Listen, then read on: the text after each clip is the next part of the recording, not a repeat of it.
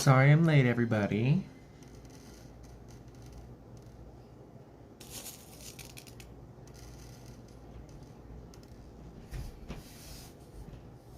I had to run to the post office real quick.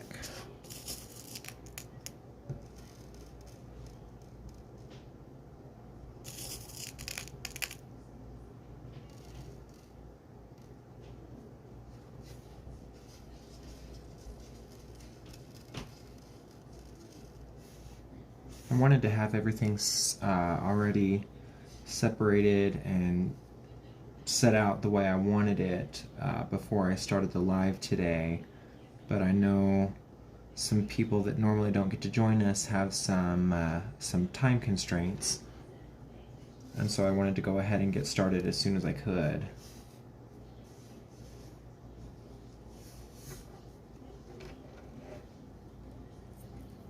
Hey, Tina.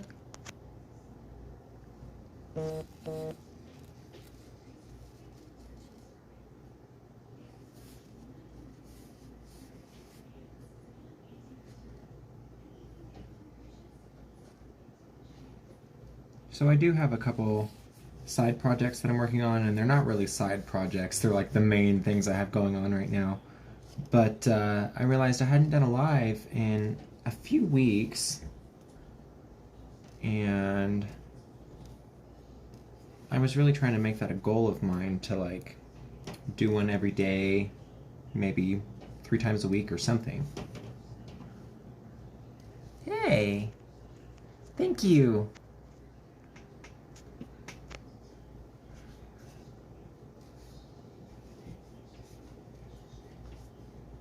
So the piece that I'm planning out right now is going to be a sister pendant to Austi Flamme, which is the one that I made yesterday or the day before. And this one's going to be all purples. Maybe a few blues. Maybe a green here and there, I don't know, but probably just shades of purple.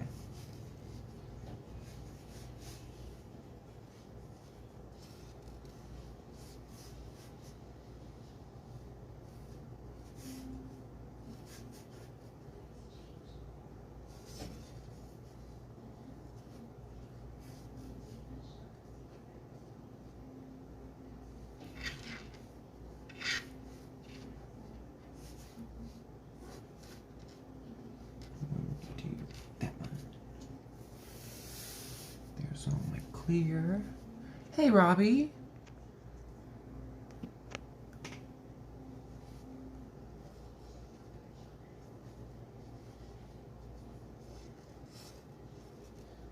So still just separating out stones.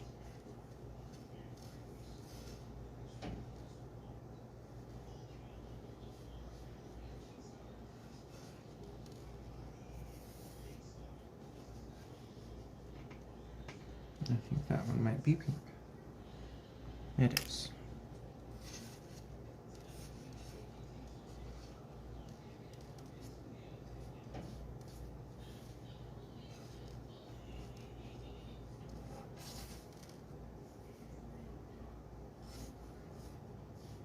When I'm planning out a piece like this, I really just get a good pile of facets together. I don't even count them anymore until the very end, like right before I post the piece. But I just get a good pile of stones together, and then I start making my gradients for my colors.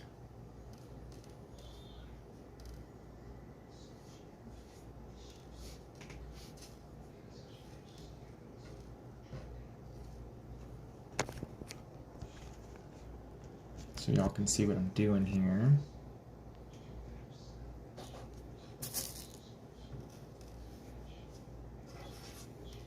I've got a big tray of mixed Zircon facets, and there's like, I don't know, 1,500 of them in there. They're all 3mm. And that's what I separate from. I just grab a handful and put them out like that.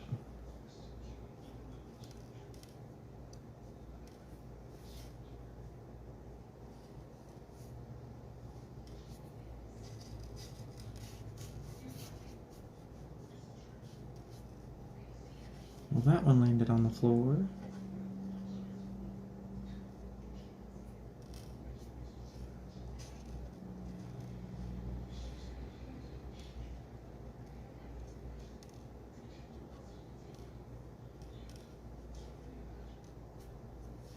So what's everyone got going on today?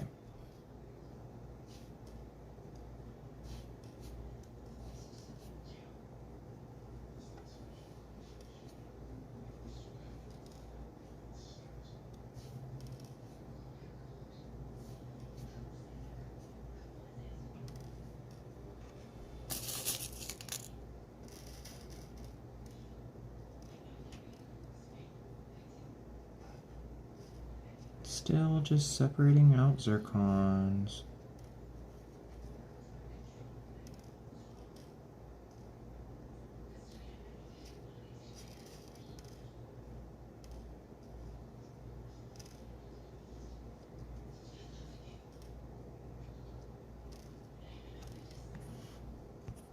Oh, I missed a bunch of comments. I really want to try your style. I would look at some point. Oh, well, you know, it's I'm gonna say it's easier than it looks, but I don't mean that it's easy. But once you get your technique down, it does go pretty smoothly.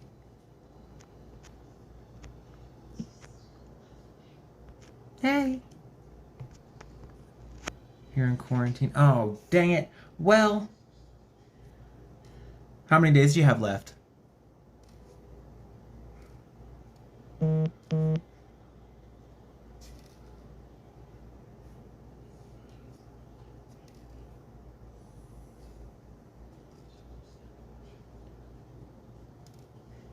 Five days. You're so close.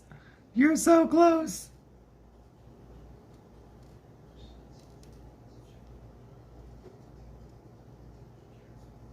Hey.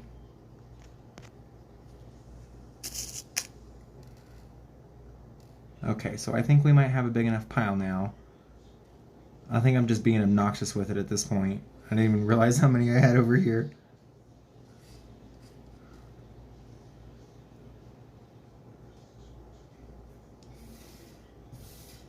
Okay. Probably gonna toss all these on the floor. Ha! Did not.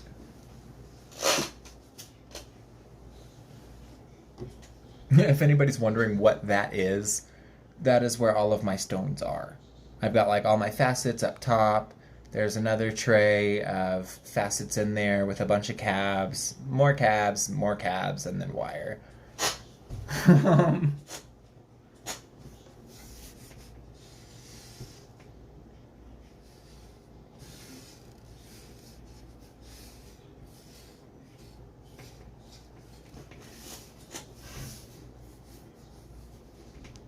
Hey, Crystal. I'm telling you, it is a great idea. Let's see if it'll focus a little bit. Get my face out of there. It is a super good idea. So you can make them to where the earpieces bend, or you can keep it a little loose so that you can switch it from glasses to glasses as long as it has the same basic wire frame.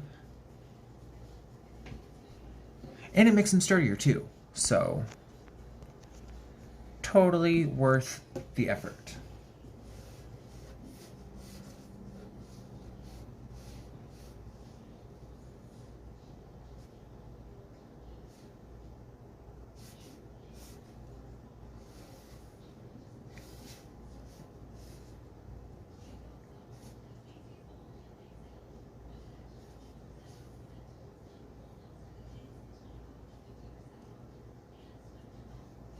Now, I don't remember the exact pattern that I used for that last piece. I'm thinking it was like 15 stones in the big channels, and then 11, and then 6, like down by 4 and 5, I think. But we will just roll with it and see.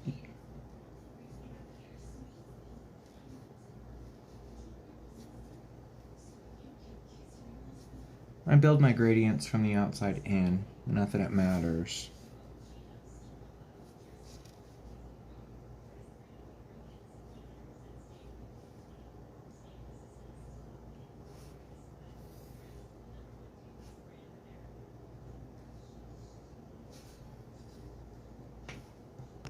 Make sure I didn't miss anything. Oh, hey.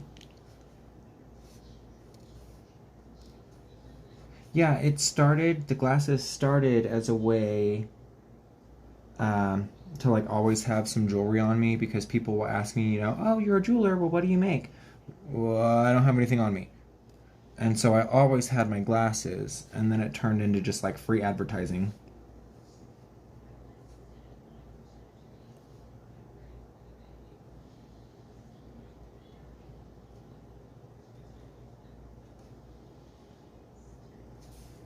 We'll do 3 in the center.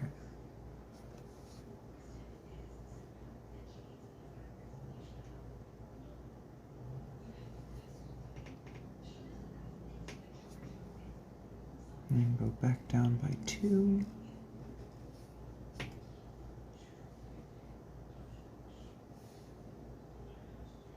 One, 2, 3, 4, 5, 6, 7, 8, 9, 10, 11, 12, 13, 14, and 15. All right, cool.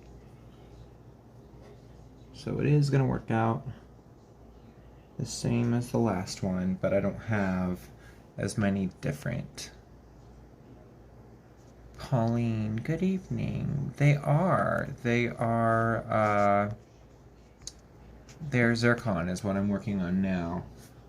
I'm making channels of Zircon, and then I'm going to prong set these 3 amethysts in the center. I don't know why I'm trying to get out of the frame, still in the frame. That was so dumb. Don't tell anybody, you guys.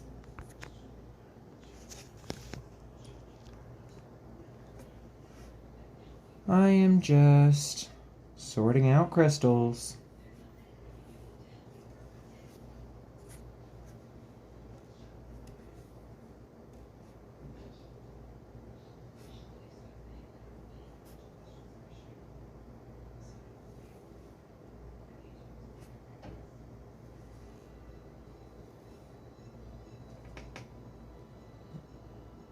That one is a little darker, but not as dark as I need it to be.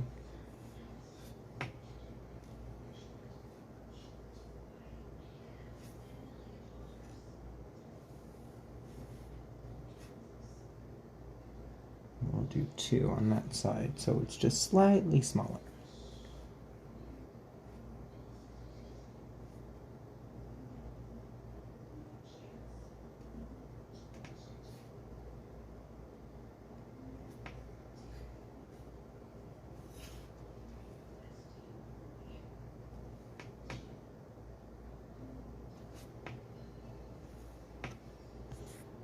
Hello.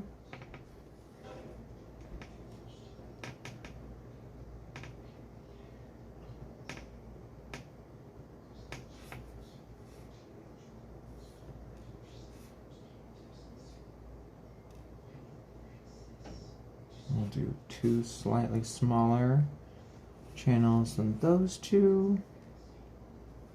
Those will be our side accents. Then we'll have 1, 2, 3. Let's see, 1, 2, 3, 4, 5, 6. We'll need to make 1 more. How's the kitty? She's really good. She's really, really good. She gets into stuff all over the place now, and she, like, I have to wait till she's asleep and try to make wire real quick, or else she's all over it. And she doesn't just smack it and like have a good time. She will like lunge at me, bite the wire, and then take off running. And so like I'm chasing my piece across the house.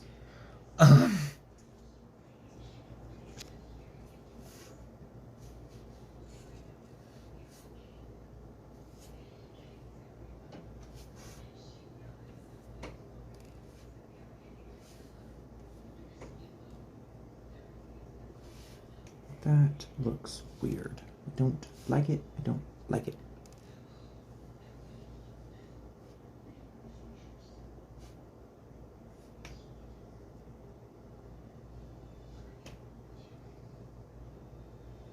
I feel marginally better about that, but that's okay.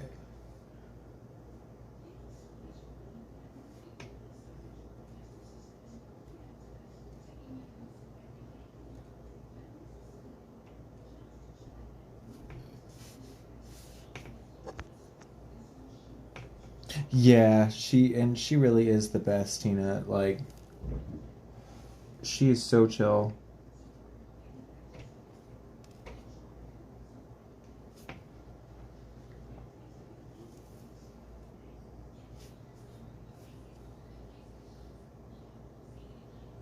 Okay, so we'll do 1, 2, 3, 4, 5, 6, 7, 8, 9, 10. 1, 2, 3, 4, 5, 6, 7, 8, 9, 10, 12, 13. 10, 13. We'll do a lighter colored arm that's a little farther out. Thank you. I feel like it's like a meditative thing for me. Just sit here and zone out on crystals.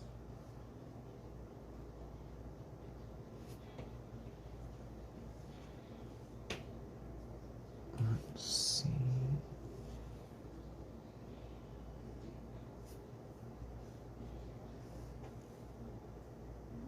Are you darker? You are.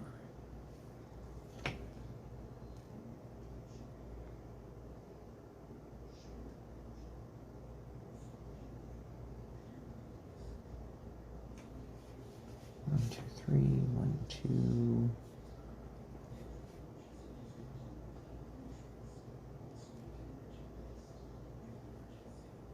And here's a darker part of that arm.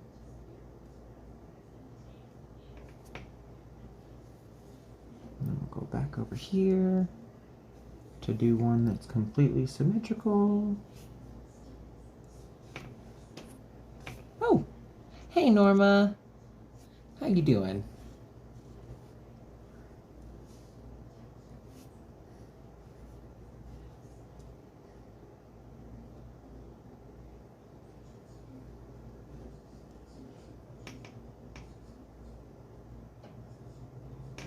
So it's 1, 2, 3, 4, 5.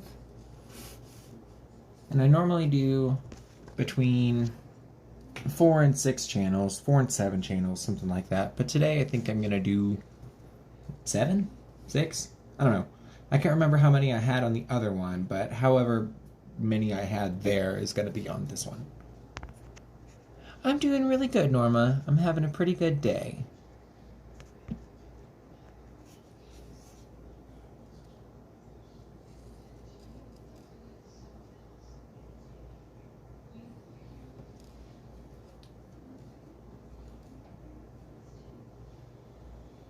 It's like 70 degrees in Colorado Springs today.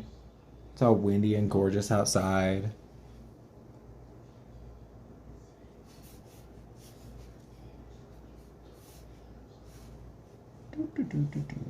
Are you darker? You are.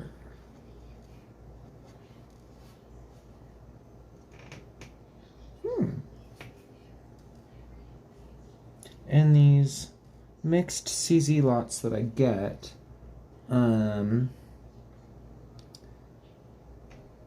they have like 7 different colors is what they're supposed to be just in the mixed lot.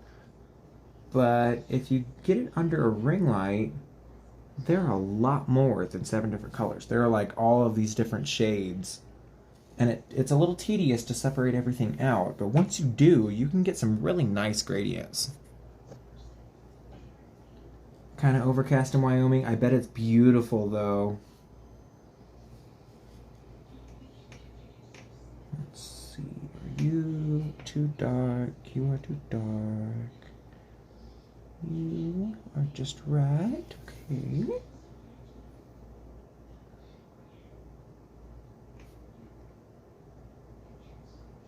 And there we go for that one. So I've got one more to lay out, and we will do a super short one. I'm probably going to end up taking a few out of these as well.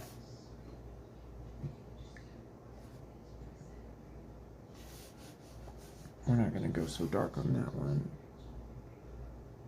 Light, light, light. And one more here. Where did I get my mixed lot?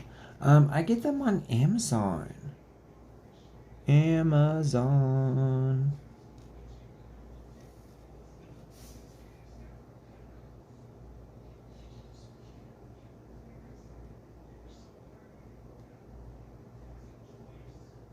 And they're beautiful stones. I mean, they're lab created, so it's not like you're going to get something fresh out the earth. They're not super expensive.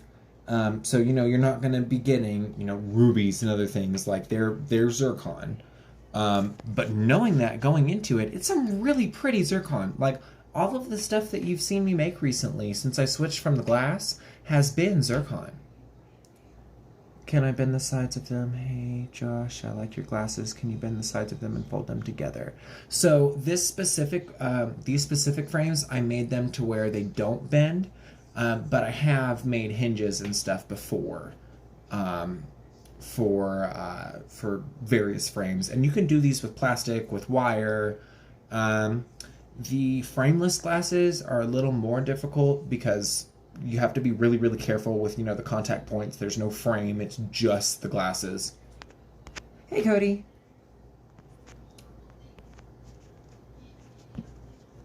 But yeah, so these ones here I made to where they don't bend. Let's see. 1, 2.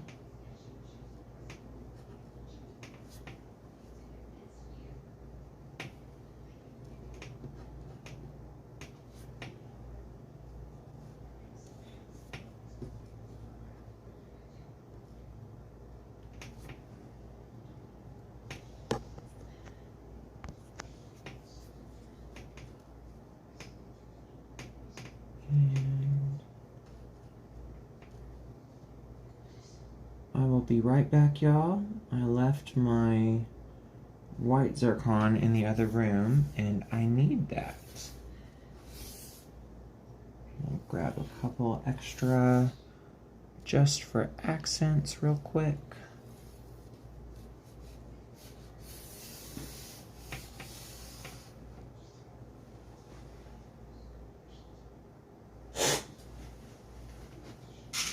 Aha, I did not leave them in the other room. They're right here. Okay, cool. Somebody posted the other day, I think it was, I can't remember who it was. Anyways, they posted asking if anybody, has a weird thing with saving jars or saving containers or whatever. Mine is lids. I cannot get rid of a lid. I can't do it. It's gonna be a gem tray. That's what it's gonna be. I will hoard them all.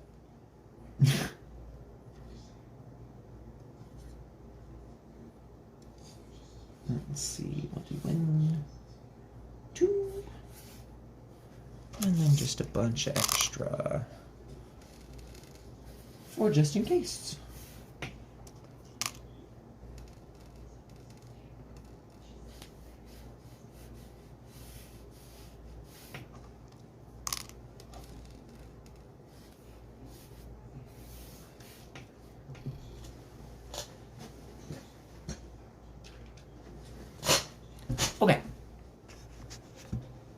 So now I've got all of my channels lined out. There's 1, 2, 3, 4, 5, 6, 7, 8. There's a little pile here for extras on accents and such. And then I have a pile of my white CZ here for accents, and if I want to extend my channels out very much farther beyond the color, I will use the white.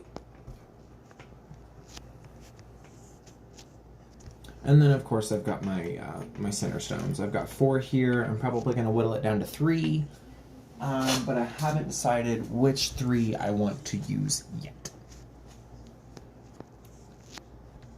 So, gonna start cutting my wire. I keep an extra big piece of wire or like a coil or something around my workbench so that once I've lined up all of my stones, I can move them out of the way and they can still be the way that I planned them.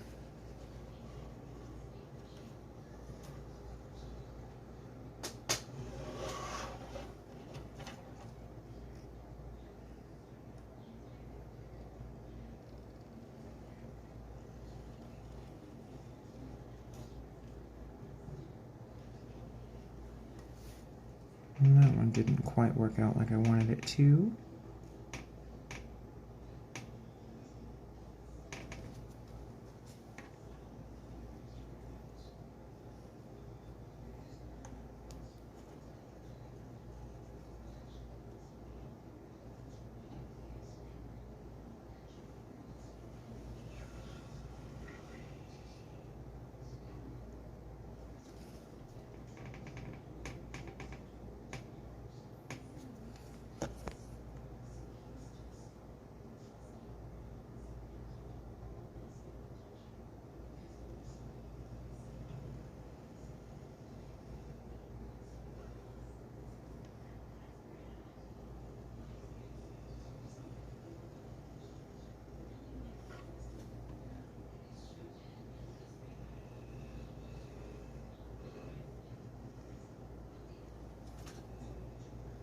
Last one.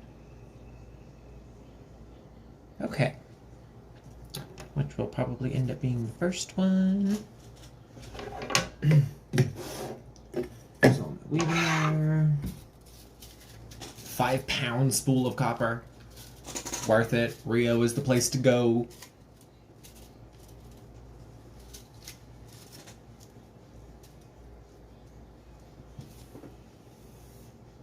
These out of the way just because. Okay. If you've seen any of my other videos or any of my channels making videos, anything like that, I always cut my wires double the length that I need because I will fold those over.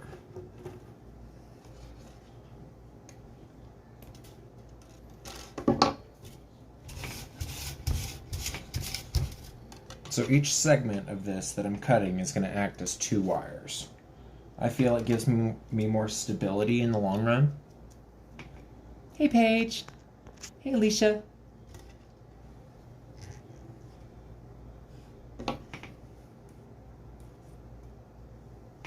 And the way I make channels, each channel takes 4 pieces of wire, so each component is going to be 2 of these. Super, super long pieces of wire. This is 18 gauge. Hard that I'm using round wire.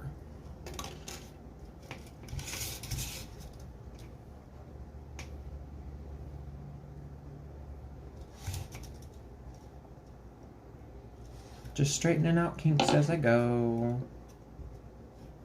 Cutting it off super long. Oh, even if you didn't fold, you can still do it that way, Tina.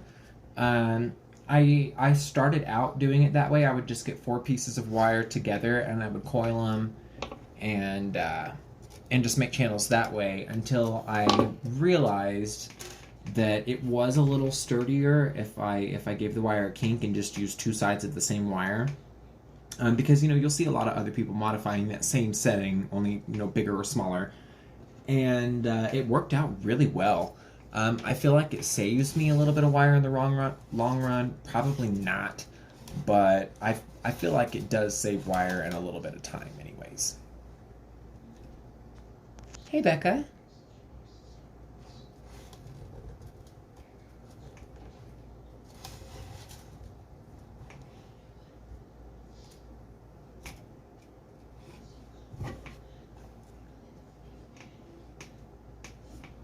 One thing that I used to like to do as well before I got a little quicker with making separate channel sets was I would grab 4 pieces of my wire super long, just like I have them now, and then I would do 3 or 4 channel sets on the same base wires, and then I would cut that off in between.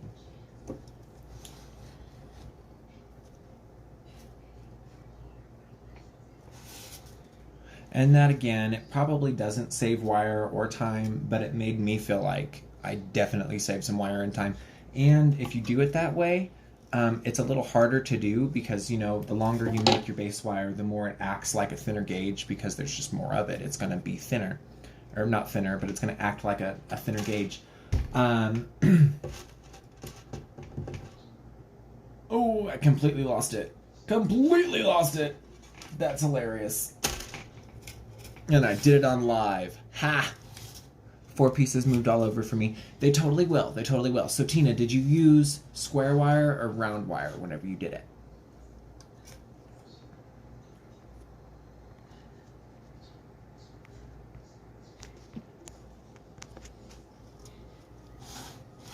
Because the round wire is definitely harder to use. Yeah, round wire is definitely harder to use.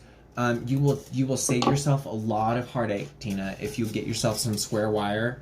The reason that I stuck with round, and I still stick with round, is because in the beginning, you know, I was getting Hobby Lobby wire and Michaels and Joann's, and I mean, I still do in a pinch, but I only had access to really round wire.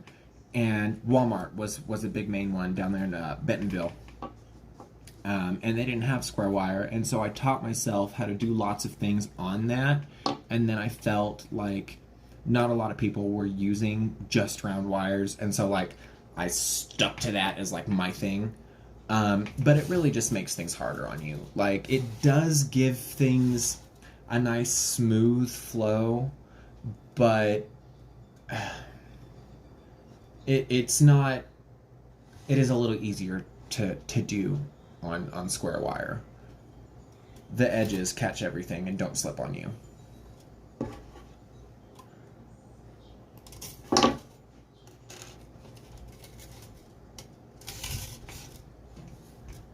Ooh. That's what I was gonna say earlier. Whenever you have the wire super long like this, it does act like a thinner gauge, and so it's harder to channel set things with that. But that's what I feel like helped me grow my skill a little bit more, was because I was like pissing myself off doing things the hard way.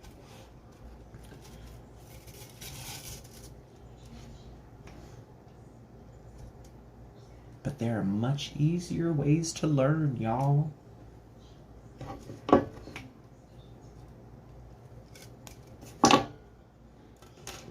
Let's see, we've got 2, 4, 6, 8, 10.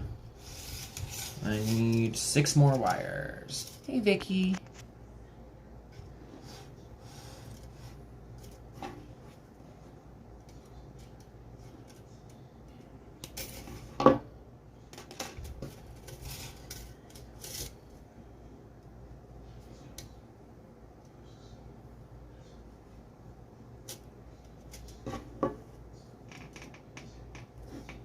Whenever I make my sculptures, this is what I weave with.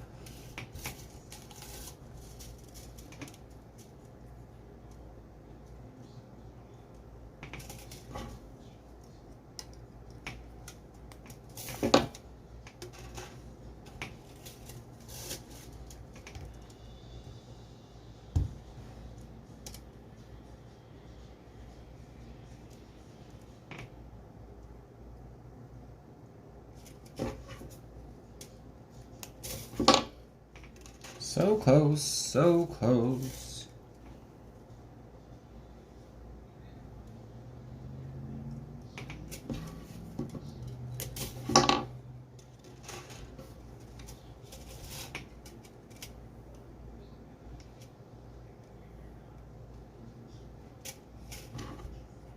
All right, I'm just gonna call it. Could I use 20 gauge for the base wires? Absolutely. Absolutely.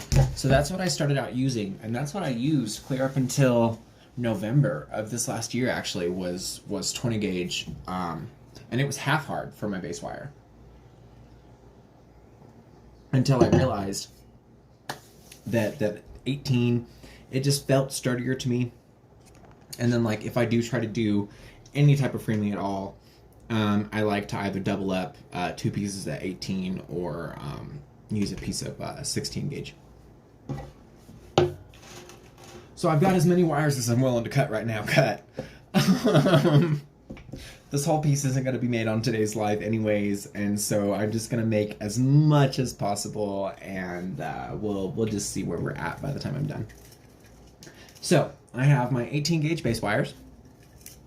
I have my 26 gauge, or this is my 28 gauge, dead soft copper is what I'm weaving with. Thank you, Vicky. Thank you for hanging out with me. So I just get like a zillion feet of wire, and then I throw it across the room with the cat. I'm still learning how we are going to do that. I will usually just like have it on my lap now, and then slowly unroll it as I go.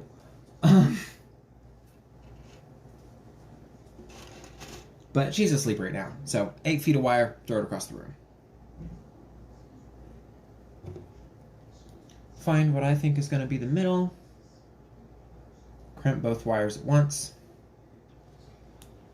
Get a nice tight corner on that.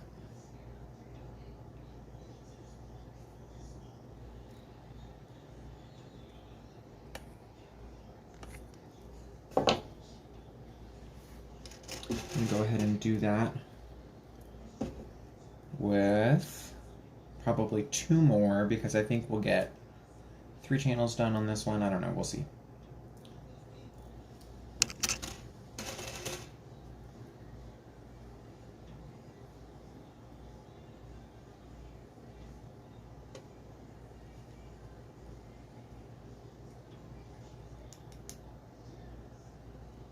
Those of you watching that are just starting out, I'm not using any kind of special pliers. I'm not using any special tools at all. I've got these little jewelry pliers. I honestly don't know where I got them. I don't know what brand they are. I think I found them in the trash can at the flea market whenever I worked there back in like 2019. Have a pair of round nose pliers that I got whenever I very first started. I found those on the road. I don't know where. Somewhere in Arkansas. And then I randomly will get a pair of the $2 Walmart just needle nose pliers, and that is all that I use. It doesn't take any more than that. You will need some flush cutters, but if you're just trying to make something pretty, you just need wire. That's all you need.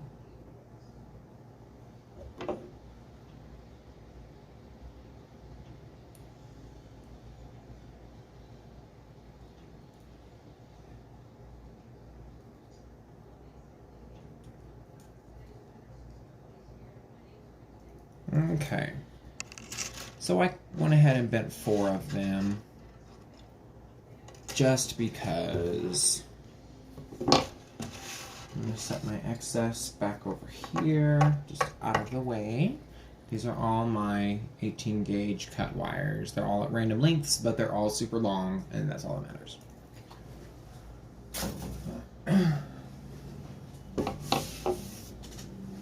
Got my weaving wire here.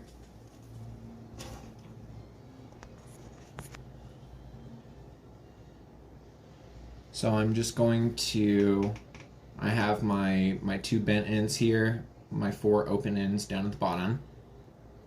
I'm just going to make an X. get some excess weaving wire, and we're going to coil these tightly together. After like 2 or 3 coils, you're going to feel the wire start to pull together in that nice box shape. Go ahead and let them do that.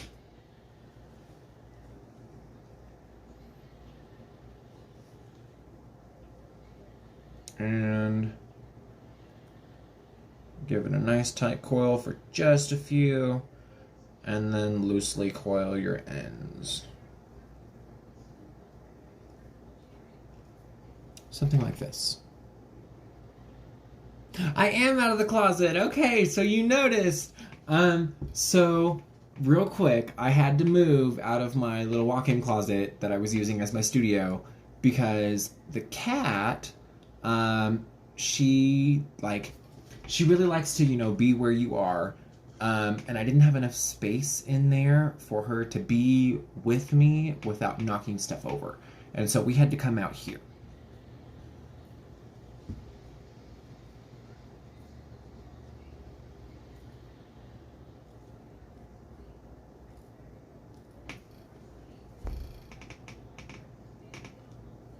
And here we have our nice beginning coil for our channel.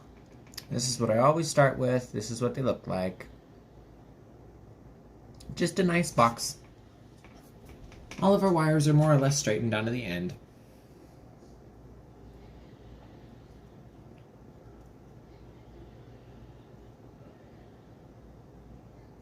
I'm gonna pick a top and a bottom. The bottoms are usually my shorter wires out of the 4, I guess.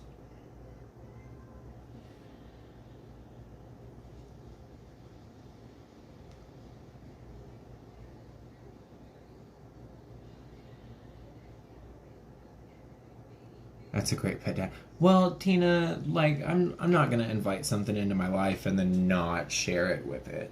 Like,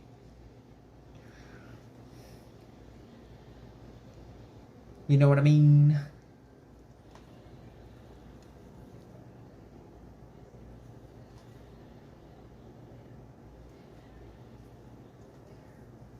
Now I'm just doing a figure 8 weave around each wire, starting from my bottom left wire because I'm left-handed and that's the closest wire to me.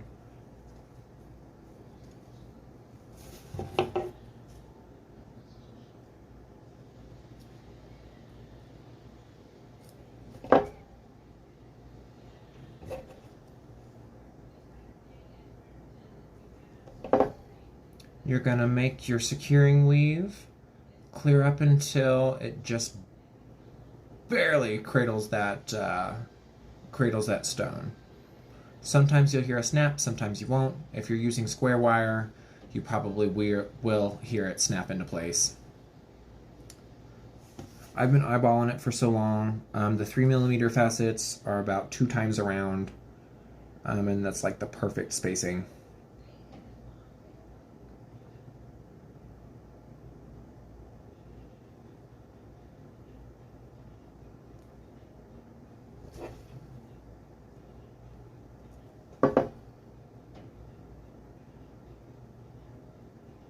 Making sure all my wires are parallel so that the facet doesn't slip out one side or the other. And as Tina can attest to, this is where all of your wires will start slippy sliding all over the place on you.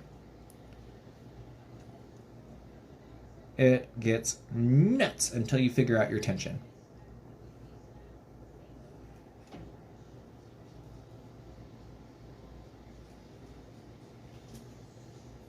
And that's what I mean whenever I say this isn't hard, because I mean it is. There's a reason it's I don't want to call it a skill, but it is. You learn it. And that's there is artistry in it. It does take a lot to learn, but it's really mostly about your tension. You know, keeping your wires straight and the tension that you put on things. And then you can pretty much do anything with wire. I mean, I haven't branched out far beyond prongs and channels because I found a style that I'm really happy with, and I may branch out later. We'll see. But there are so many things that you can do if you just find the right tension.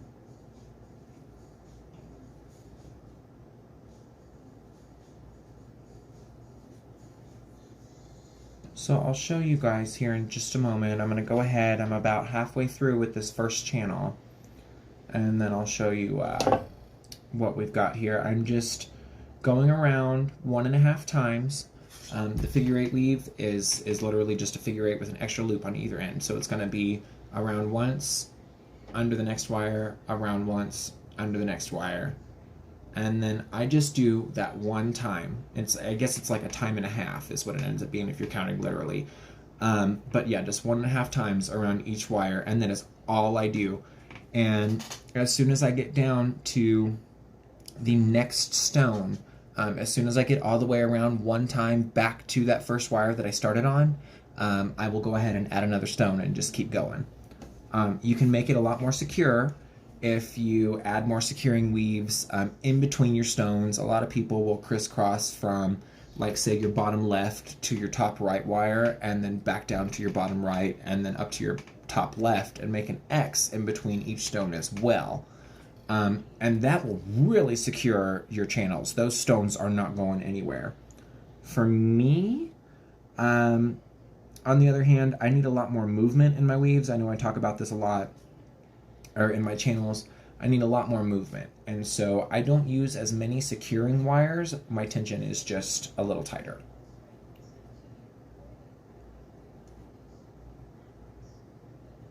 Because I like to warp my channels at the end. That's how I get those crazy shapes. And I can't do that as fluid if there's too many securing contacts on the wire, if that makes sense.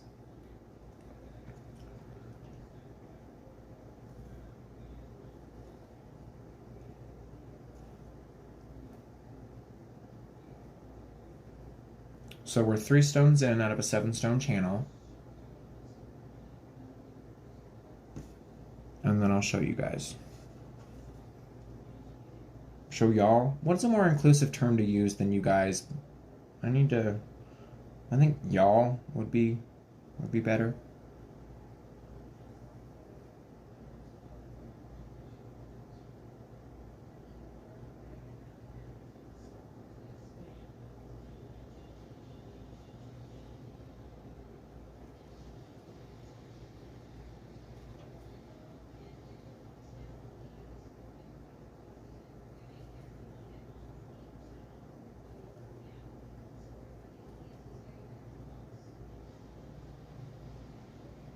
So we're 4 stones down. And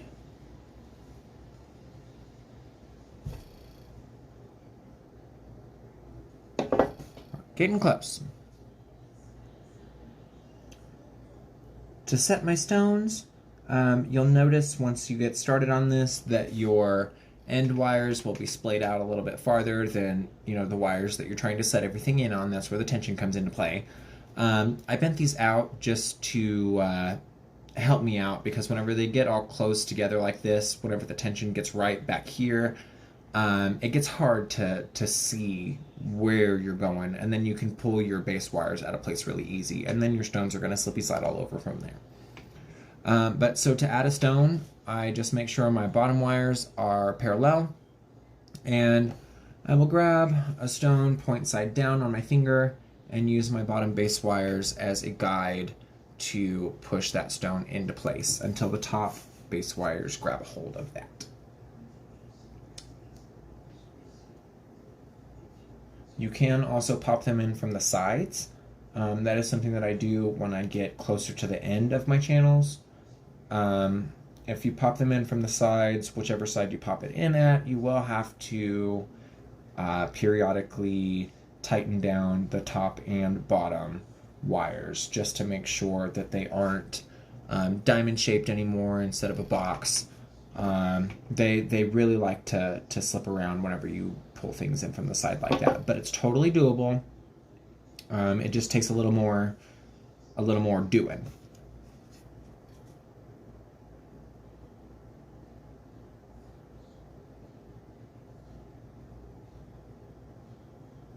Ah.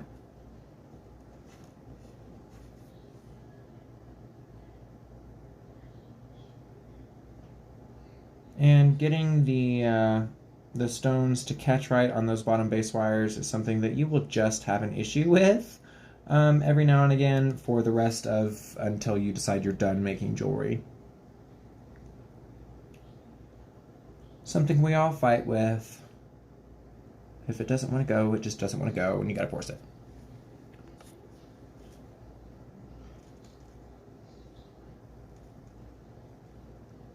But then you run the risk of warping things, so you know. Learn as you go.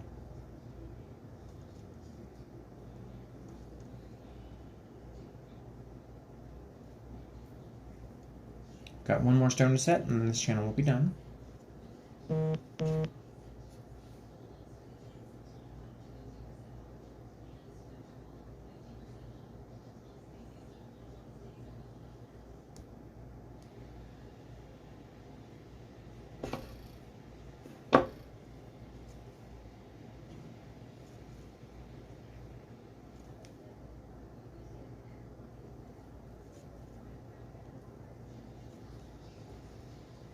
Whenever I'm done setting my last stone, I will go ahead and finish off my weave just as I started it.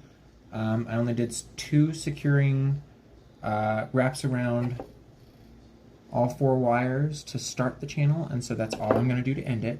I'm just making sure everything is still parallel. So I'm going to go around one more time.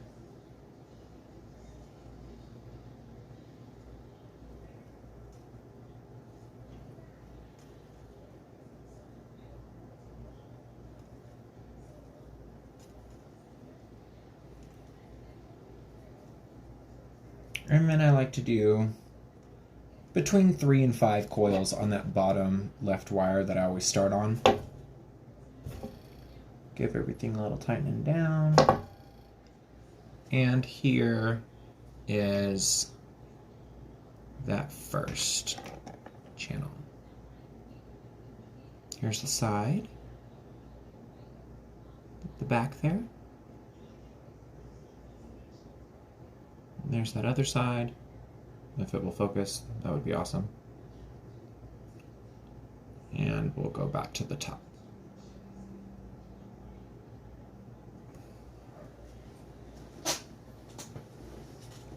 Once you're done with the channel, how I like to cap it off is I will, let me see here.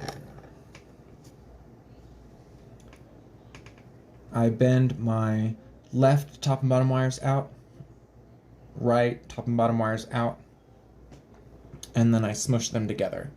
And so you get this really nice, tight cap. And then what I'll do there is I will just coil that around, and that's where those 3 to 5 coils on that bottom wire come into play. It makes things a little smoother. Because once I bend that out, I can go right up to that coil. And it gives me a nice fluid component. And then I just give myself a little bit of extra weaving wire all the way down to the end just to tie in. And there's one completed channel.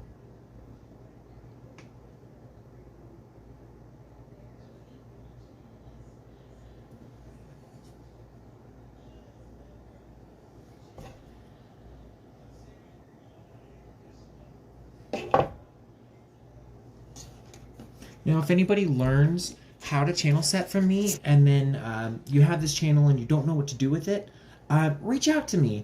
I would love to help you make a piece. I would love to.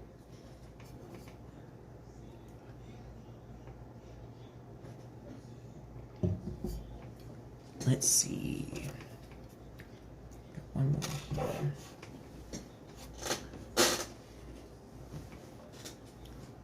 Vicky. Yeah, well, it's lots and lots and lots of practice. Lots and lots of practice. And the gems that I'm using, they're 3 millimeters in diameter, and then they're 2 millimeters deep. And so they're not the smallest that I've used, but like they're my comfortable size. They're like my go-to.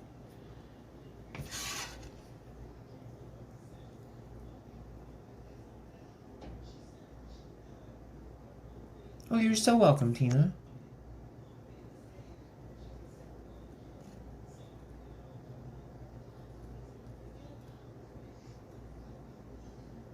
Actually, let's see here.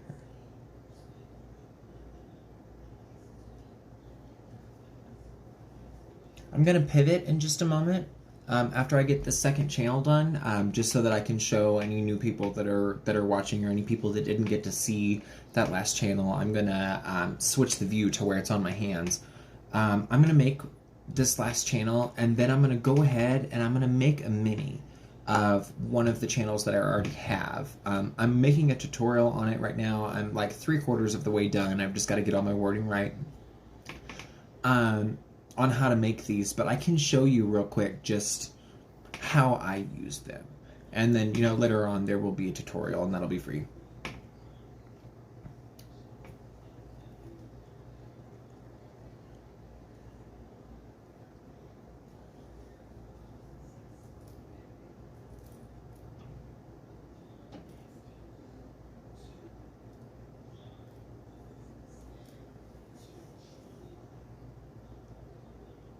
Okay.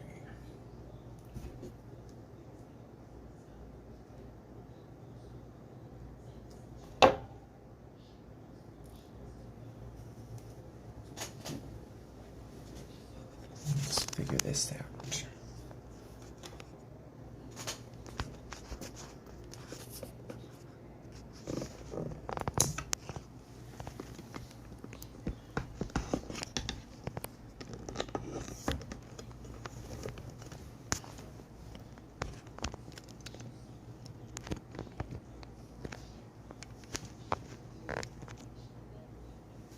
Let's see.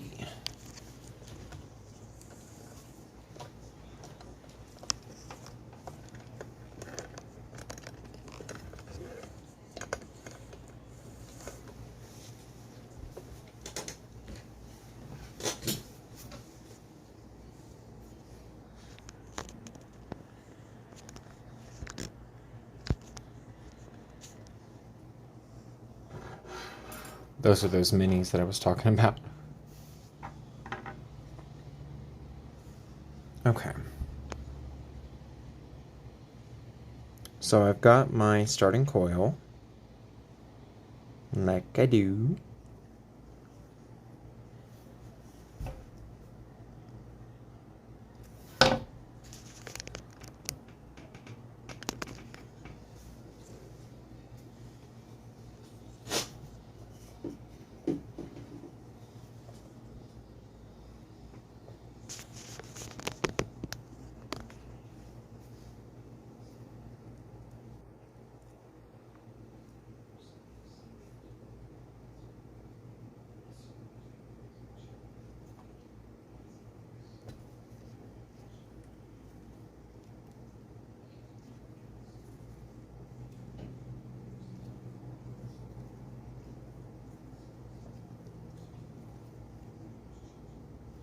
And in a pinch, you can do these without pliers at all, once you get comfortable with them.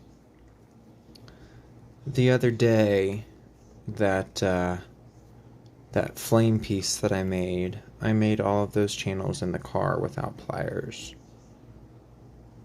And that was frustrating, but doable.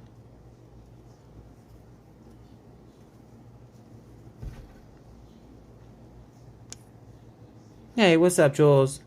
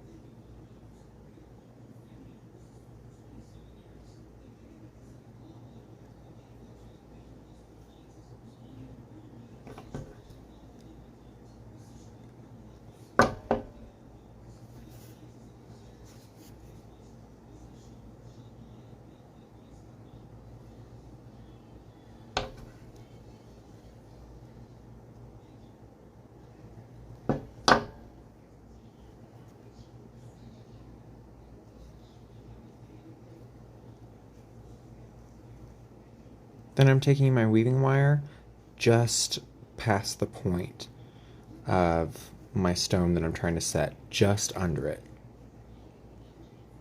And that'll help push it up into the top base wires and help them grip a little more.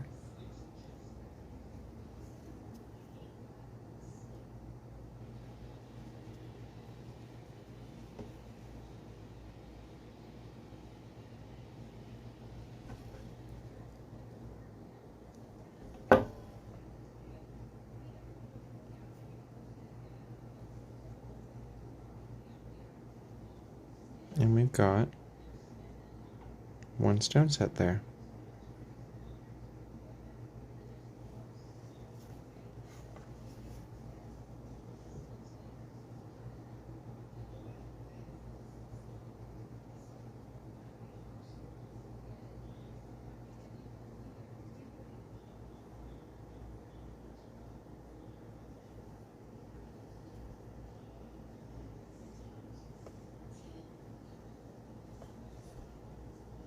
I squeeze the sides together as I'm getting those the stones set to help with my tension.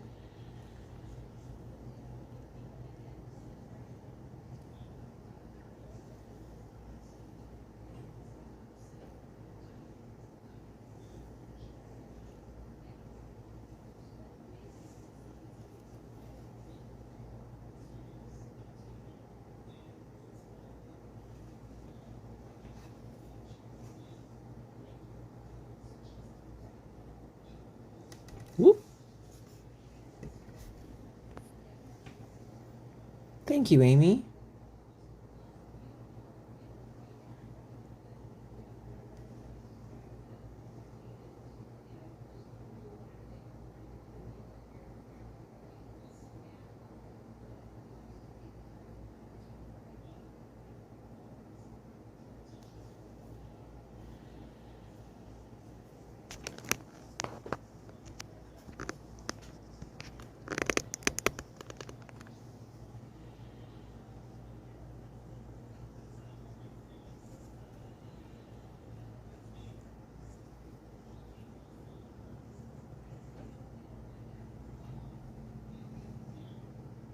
This is at a really weird angle for me. I know you guys can't see me because you're looking at the table, but like my head is all like looking around my phone.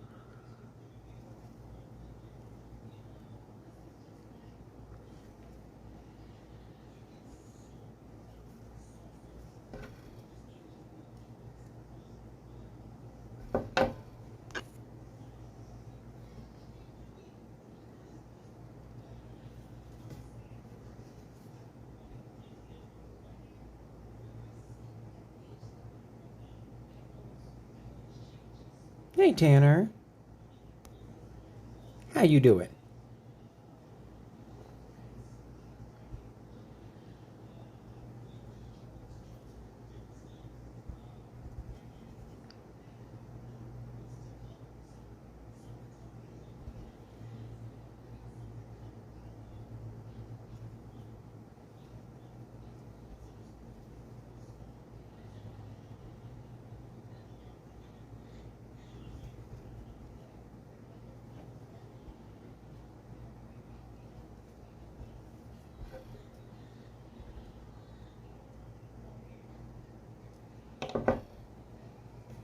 I got 3 stones left.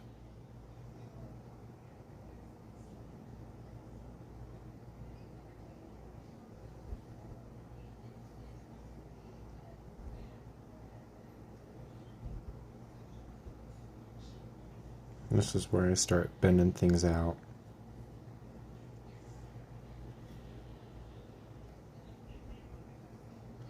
The first time I lose one of my wires, I'm like, okay, nope, nope.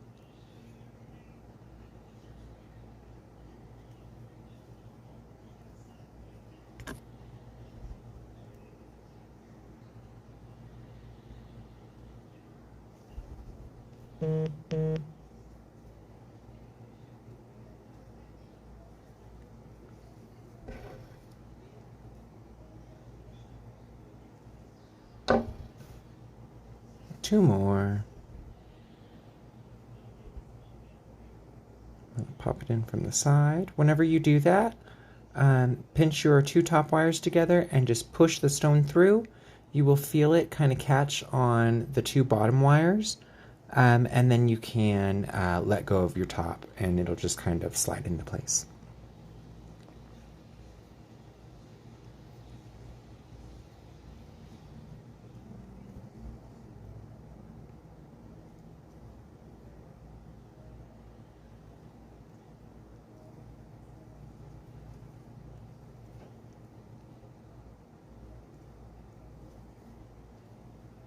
To be honest with y'all, I meant to have a tutorial for one of those minis that I'm going to finish up here in a second. I meant to have a tutorial for that ready, I don't know, a few weeks ago at this point, but life just kind of got away from me.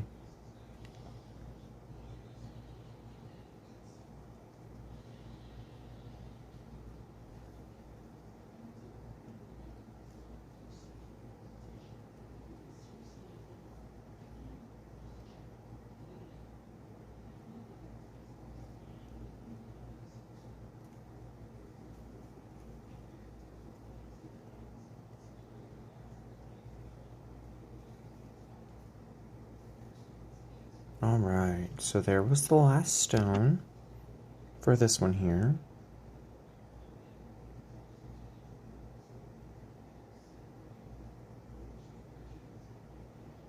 Hey Tyrone, how you doing, buddy? I'm gonna cap it off the way that I started, 2 weaves.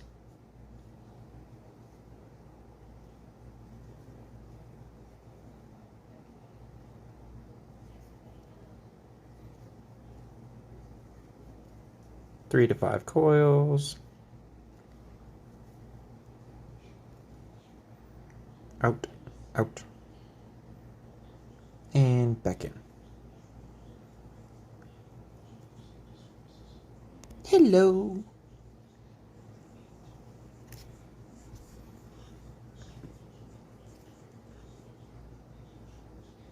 Give it a nice coil.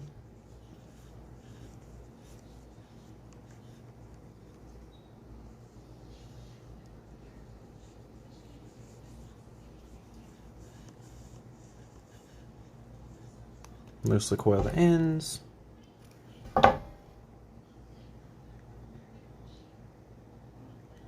And there we have it. There's the side, bottom, and back to the top.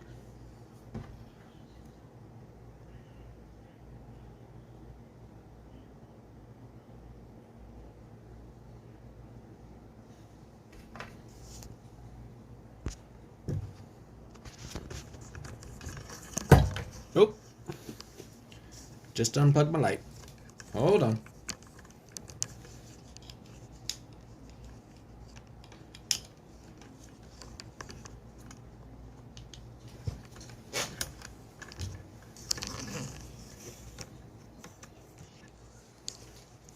Okay.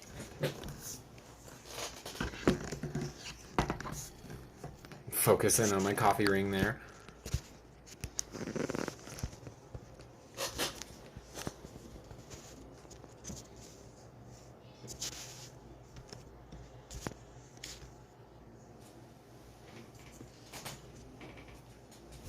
Okay.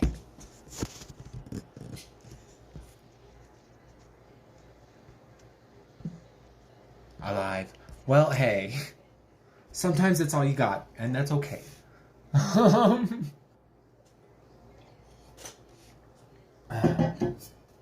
Let's see. So, let's switch to one of the minis. So I showed you how to make a channel. Both of those had like 7 stones in them, something like that, 7, 8, 6.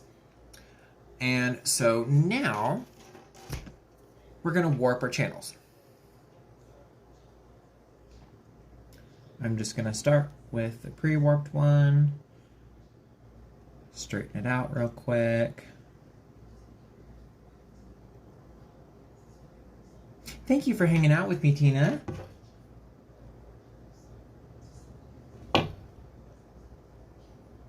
So, clean slate, you've got a channel. What to do with it? Here's just one. It's got 1, 2, 3, 4. It's got 7 stones in it. Have I seen people sticking quarters to their vaccine spot? Because the quarters stick to your arm, man. I don't buy into that. Like, everyone needs to get vaccinated. Like, yeah.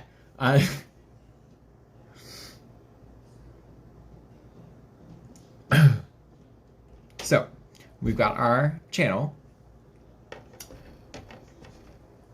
Now you're going to take one side, just doesn't matter which side, and you're going to bend it towards you and a little bit down. So you're going to be pushing your bottom base wires up and your top wires down, just a little bit. Flip it over and do the exact same to the other side until you get a more defined curve on one or the other.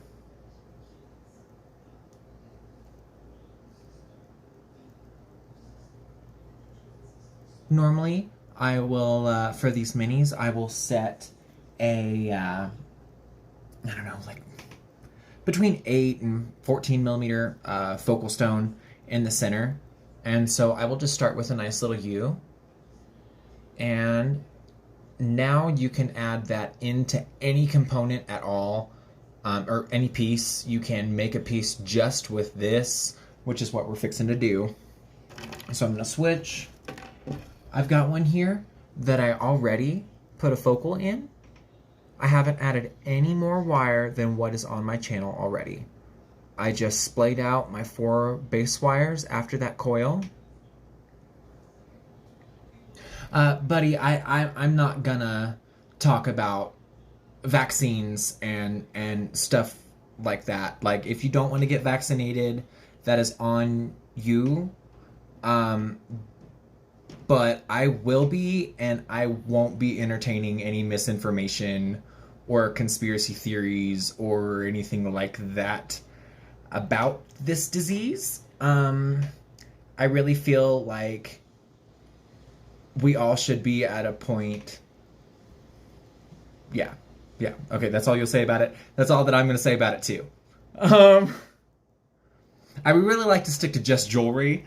If that could be great.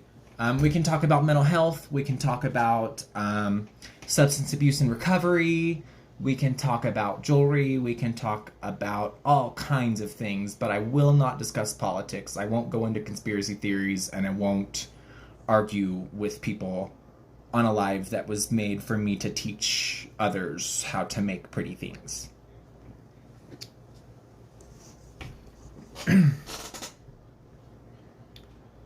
So we've got our center.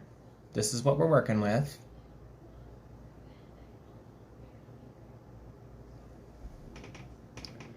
And for the top, I usually will like to set a stone up here for an accent, but it doesn't really matter what you do. This is where all the extra comes in handy.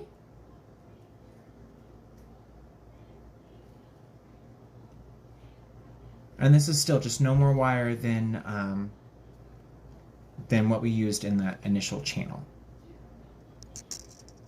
Hey.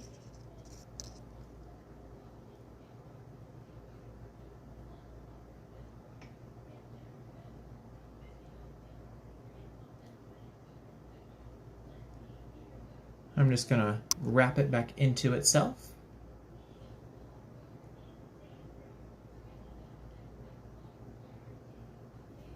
And here's the back of that.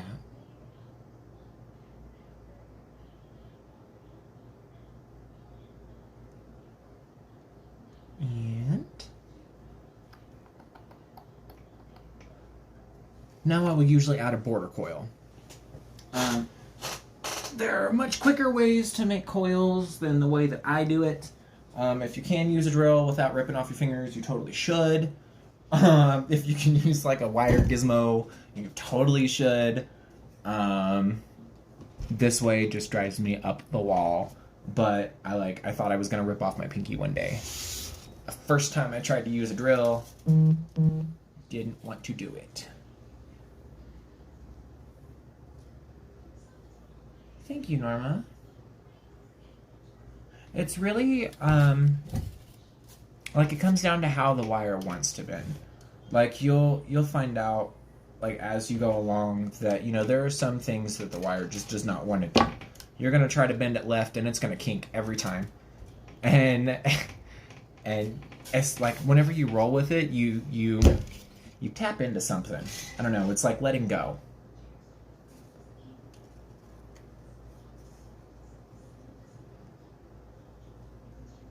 So I just have one extremely long piece of base wire, like it's stupid long, like longer than my forearm. Put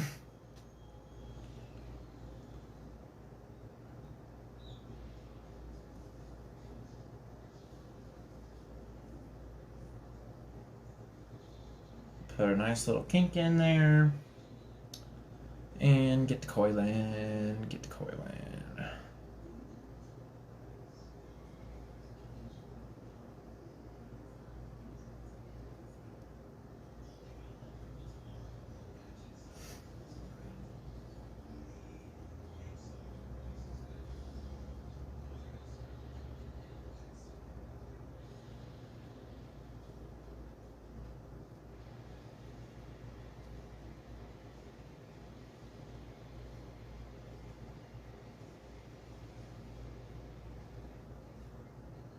For coiling, if you're just starting out, my formula is like 3-to-1. However long you want your coil, you're going to have this initial just regular coil 3 times the length of your coiled coil, if that makes sense. That was a lot of coil.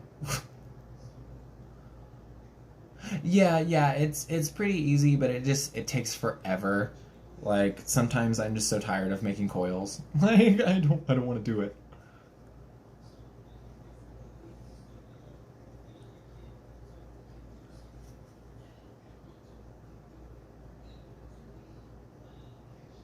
Do you ever get the good old claw whenever you start, like, after so long of making a coil, your hand will get stuck like this, and you have to, like, pry it open?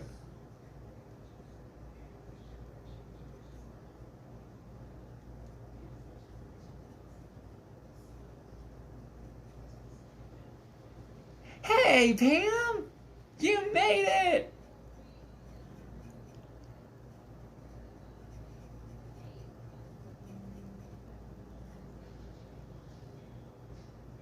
I just noticed!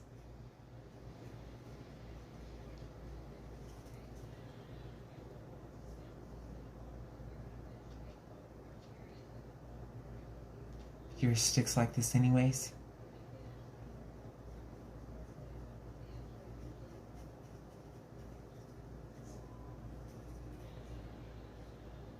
This is taking forever!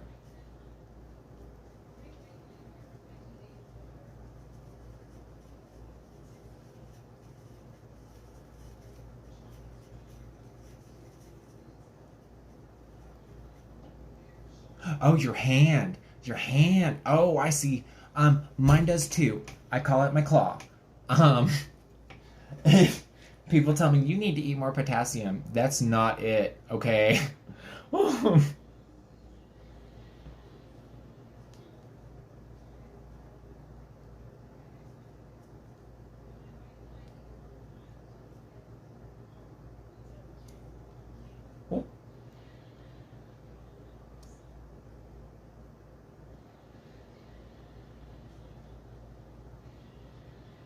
Getting so close to being done with this coil.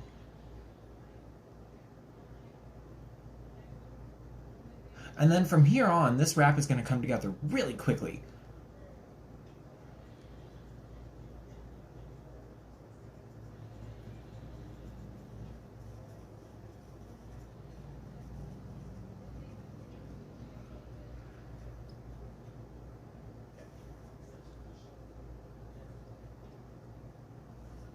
Magnesium. Yes. Yes.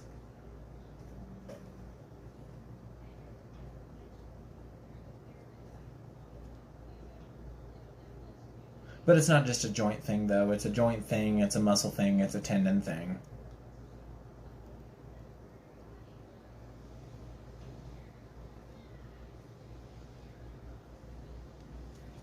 I think what helps the most that I found is literally just rest, ice, and wrapping it.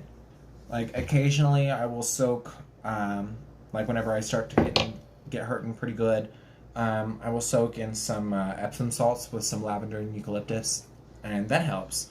But just the rest more than anything, and like Steven the other day posted something really important, stretches. He posted something where he was stretching his wrist up against a wall. Those stretches are so important. So important. Yes, see, Pam, you know.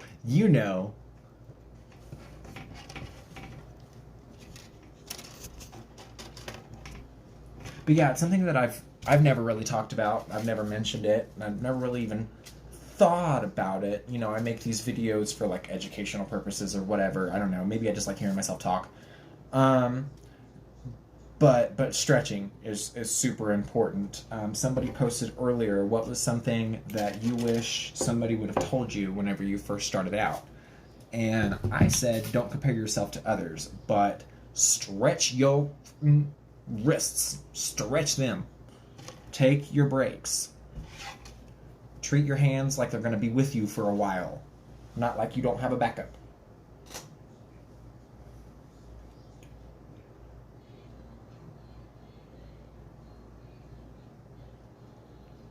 So now I'm just coiling that coil around another bare piece of wire. Arthritis and years of messing your hands up. Exactly. Yes. Yep.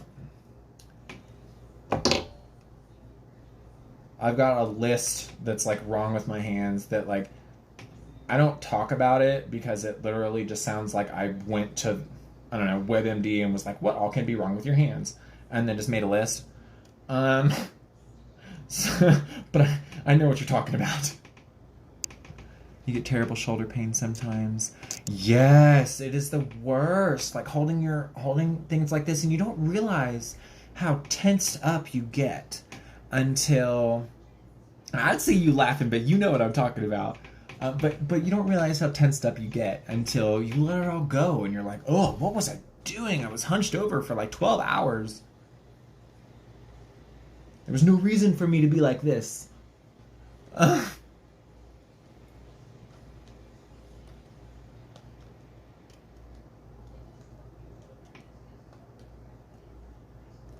So now I'm just coiling until I want to throw this thing out the window. And I'm going to start from clench your jaws. I lose control of my eyebrows. I start like looking all pissed off and I get real into it. And so that's something that these lives have helped me out with because I've never seen myself make jewelry until these. And I'm like, why am I so mad? Why am I mad? Nope, just really tensed up. So I'm going to start my coil from, I'm just going to snugly just kind of stick that through there, through that little loop that we made. And I'm just going to kind of measure all the way until there. So it's going to wrap the whole outside perimeter of our piece.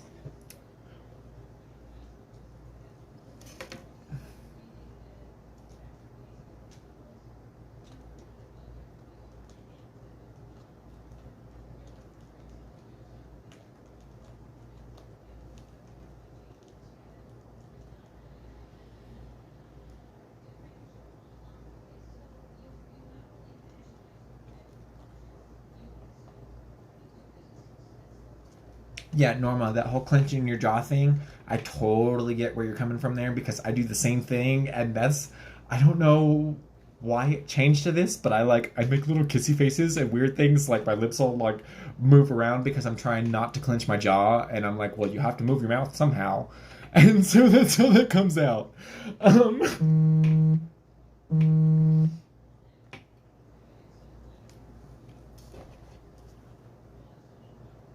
or like I'll randomly start smiling for no reason, and that's what I'm doing. I'm trying to like redirect myself into another weird ass behavior. I don't.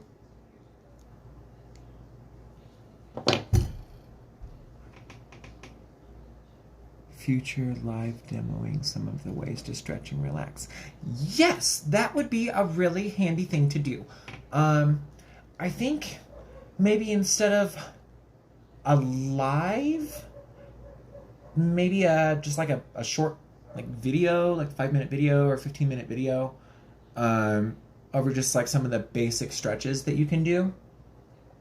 I still haven't really found my footing with these lives yet, I don't think. I'm still real in my head about it. Let's see. So that looks like it's about long enough.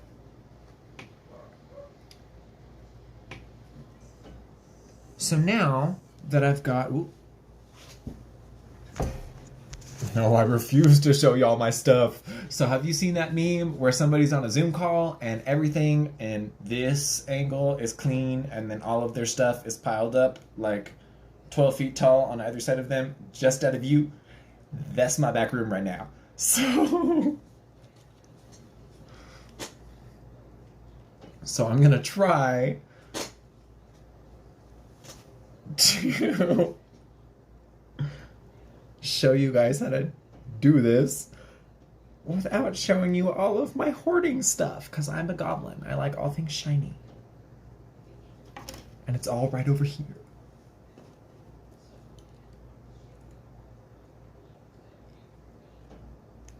I'm gonna give my coil a little crook.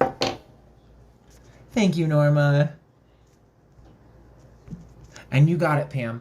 I will put something together, and I will put it on my website, on my YouTube, and then here on my Facebook, just to cover all of the things.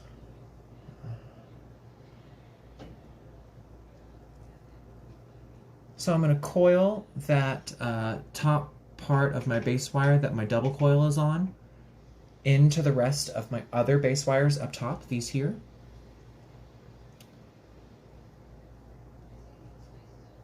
And then I'm going to wrap that double coil all around the perimeter of my piece.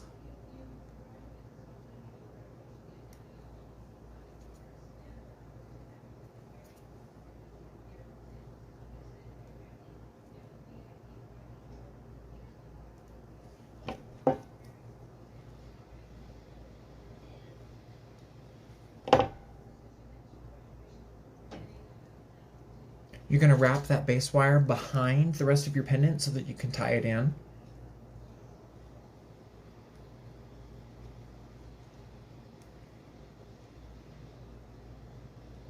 Like so.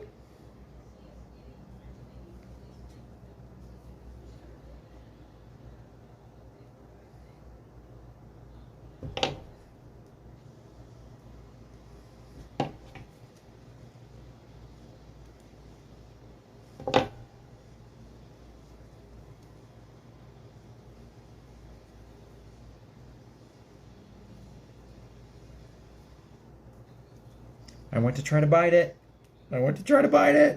Y'all caught me.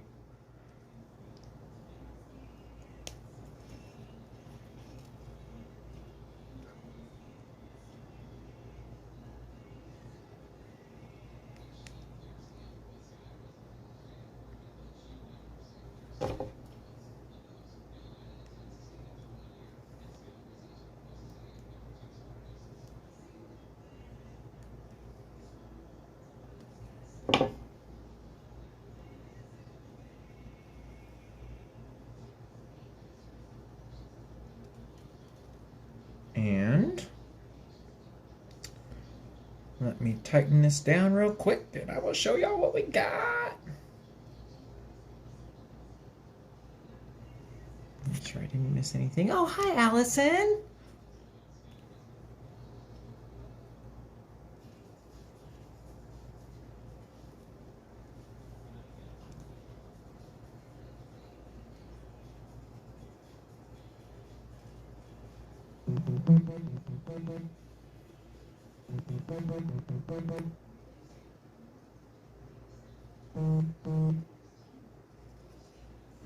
Let's see. So now I've got my base wire tied off, and this is what we're looking at. Essentially, now all we've got to do is fill in some blank space, give it a border and a bail.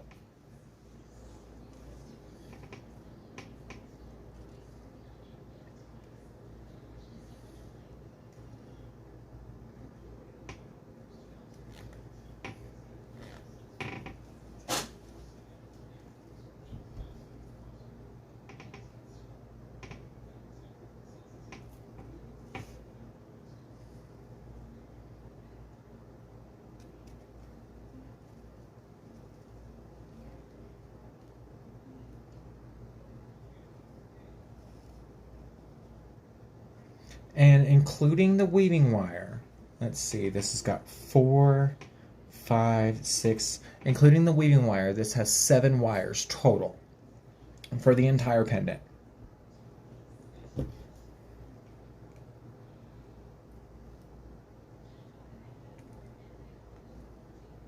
And so I'm not trying to devalue my work or anything, but I do want everyone to know that this is doable. This is doable for all of you. If you have no artistic expression, like no artistic ability whatsoever, so you think, if you say, you know, you can't even draw a stick man, because that's what my mom says, I can't even draw a stick man. If you can count to 2, if you can do that twice, then you're good. All you need to do, 1, 2, flip, 1, 2, flip, 1, 2, flip, and that is it.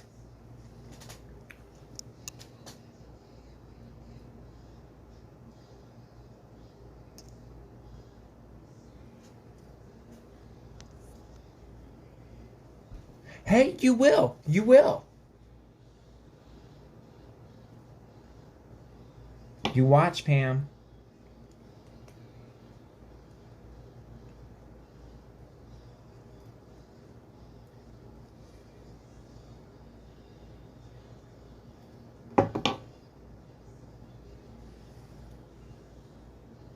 We're gonna go down here. Okay.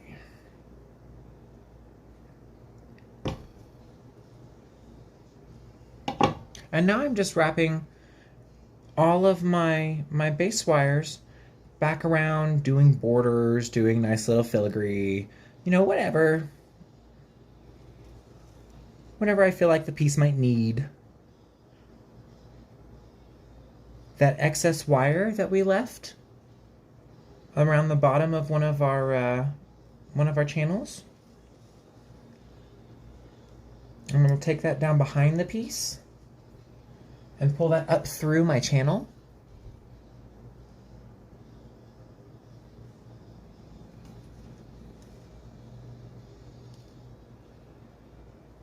Whoop. That was not through.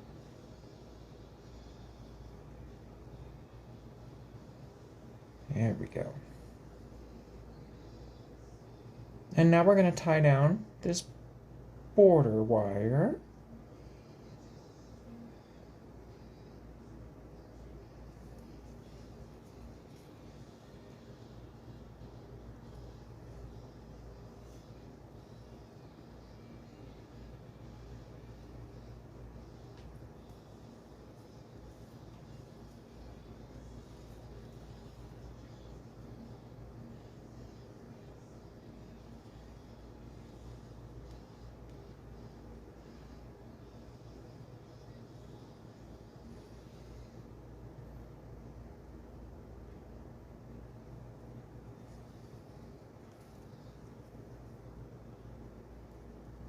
And I'm just going to tie it down at various points. I like to do 3 or 4.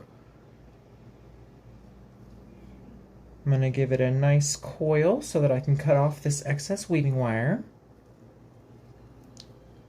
Everything will stay secure.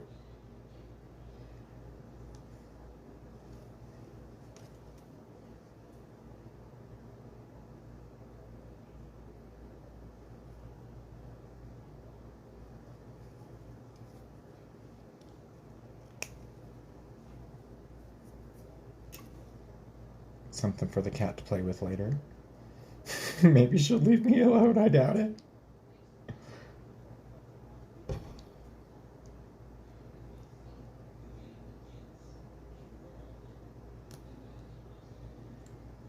Tie it down one more time, and then I'll cut off that excess, and then we will literally just have to tuck some wires, make a bail, and we're good.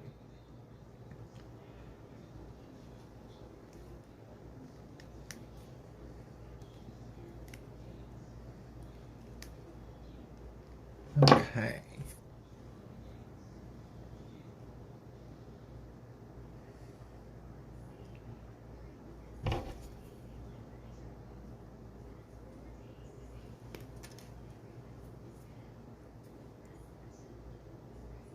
So we cut off the excess.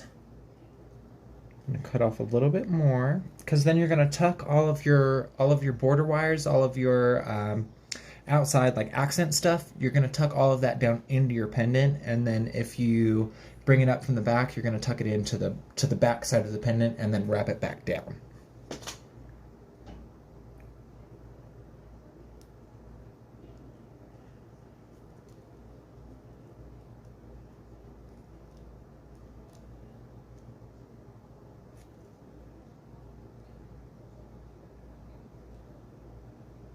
When I first started out, I wasn't so concerned with snags. I didn't really think about it. I was just like, okay, well, I mean, it's wire. It's gonna be sharp. It's wire.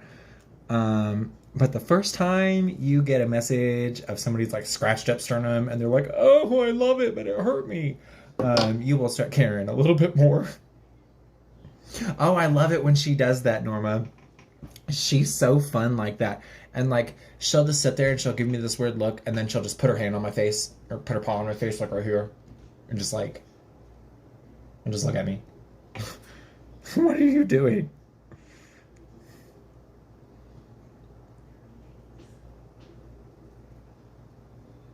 So I'm gonna wrap those in for some more border wires just because. I'm gonna make these 3 be my bail.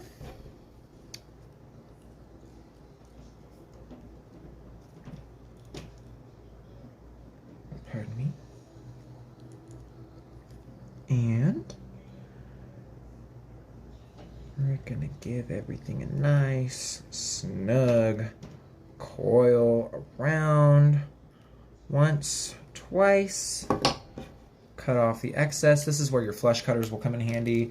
I lost mine, so I'm just using my needle nose pliers. I'm why I can't have nice things.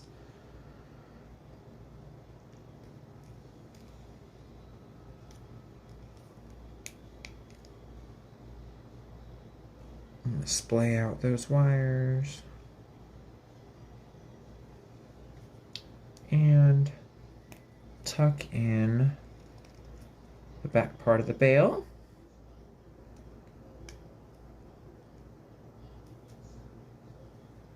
Hello.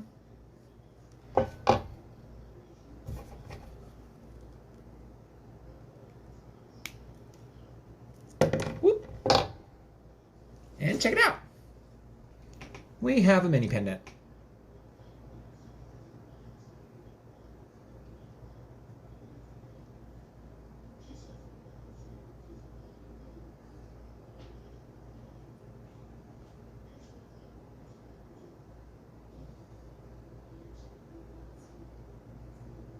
But this is a really fun shape.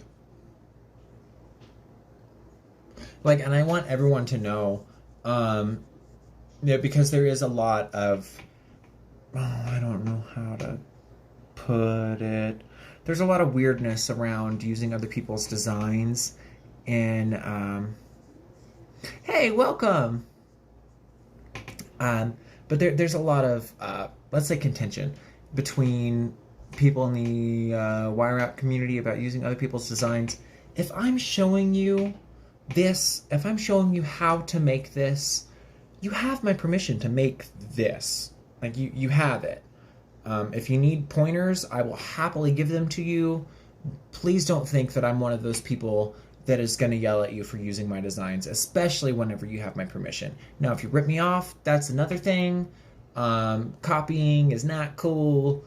But like, if you come to me and you're like, hey, I want to make exactly that, I will do my best to help you make exactly that.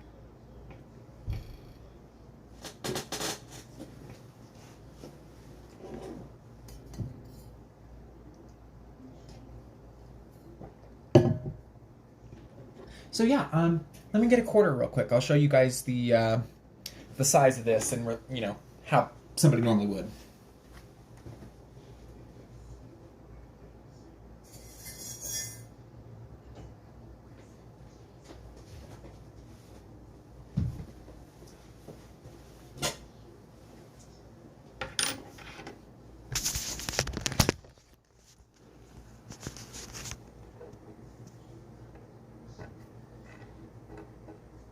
So they're not that big.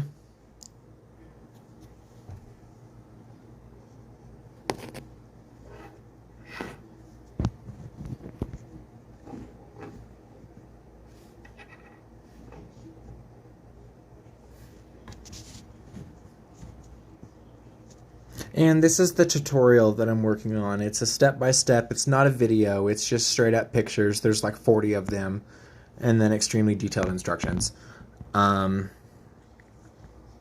But if anybody has any questions, before we go, I am all ears.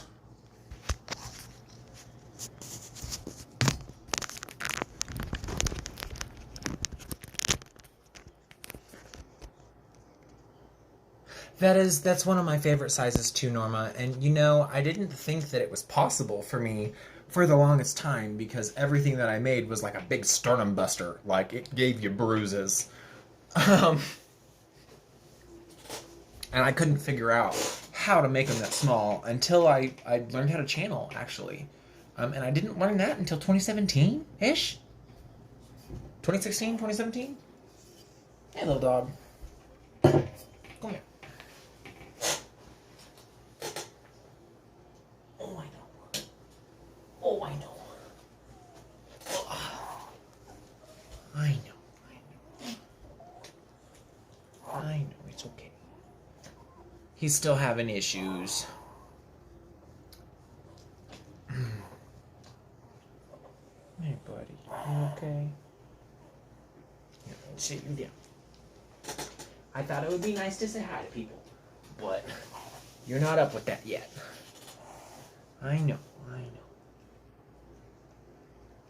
Alright, y'all.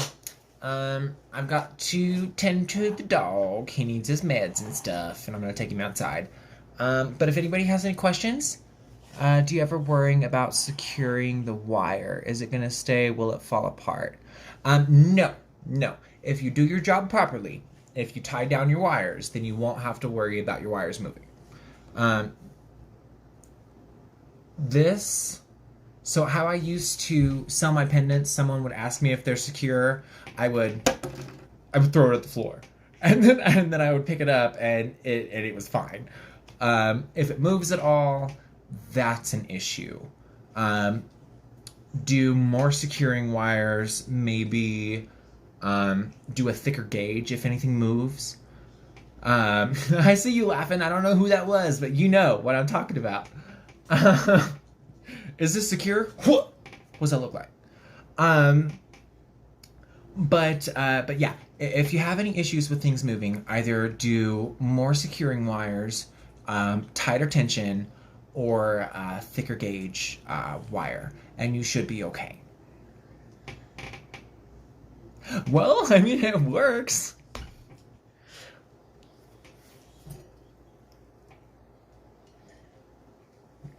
Your 3-year-old usually tests your piece out. So for me, I will wear a piece for like a day, or I will give it to my husband, because he will stick it in his pocket, not wear it, stick it in his pocket. And he has a desk job. He doesn't do anything, physically strenuous, but used to, he was my tester. I would just give it to him, and if it didn't survive the day in his pocket over him doing nothing, then I needed to switch some stuff up. Yeah.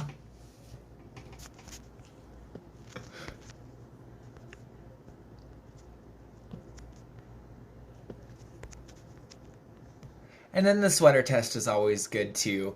Um, like somebody one time said, if it can't pass the test on a wool hat, you can also do like foam. I have this like fiberfill stuff that I rub everything on. We used it for filters for our fish tank. So I have this.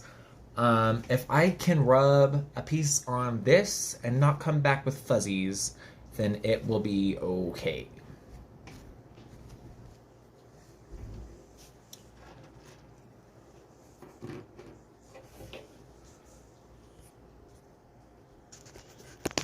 All right, Cujo, you ready to go outside, dude? That's why you came back here, I know. All right, have a good day, you guys. If anybody has any questions, just want to talk, hang out, whatever, you can message me, send me a friend request, whatever. I will talk to you later.